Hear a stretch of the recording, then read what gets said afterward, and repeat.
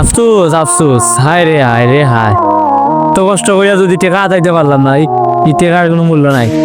এই পরিশ্রম করিয়া কষ্ট করিয়া এত কষ্ট করলাম একটা পেজের মাঝে, একটা আইডির মধ্যে, তো কষ্ট করিয়া পরে ফেসবুকে আমার টেকাটা আমার ব্যাংক দিল না, আমি আদাইতাম পারলাম না, পকেটে আনতাম পারলাম না। আফসোস।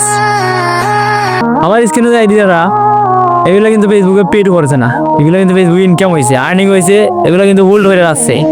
মানে এগুলো ফেসবুকের মধ্যে আপনি যে মনিটাইজেশন সেট আপ দিছে বা মনিটাইজেশন পাইছেন, পাওয়ার পরে সেট আপ দিছে, এটা দেওয়ার পরে দেখা গেছে যে আপনি ইনকাম করা কিন্তু $100 নিচে ফেসবুকে পেমেন্ট করে না।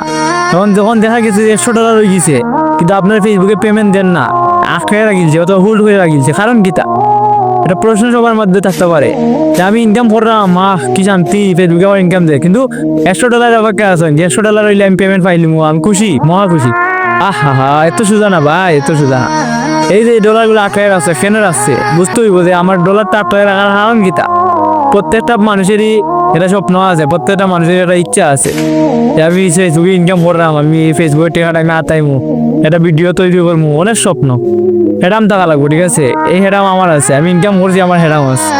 তো যাই হোক, এটা বড় কথা না, বড় কথা হইলো ফেসবুকে যারা স্টার সেট আপ দিছো বা মনিটাইজেশন সেট আপ করছেন, কন্টেন্ট মনিটাইজেশন পাইছেন, সেটা যদি ভুল থাকে বা আপনি যখন স্টার সেট আপ মানে দিয়ে দেওয়ার পরে স্টার রিসিভ না, তাহলে কিন্তু আপনি কোনো দিনও আপনি পকেটে টাকা আনতে পারতেন না। আমি এর আগে একটা ভিডিও করছি, আমি আগেও কইছি, এখনো কইলাম।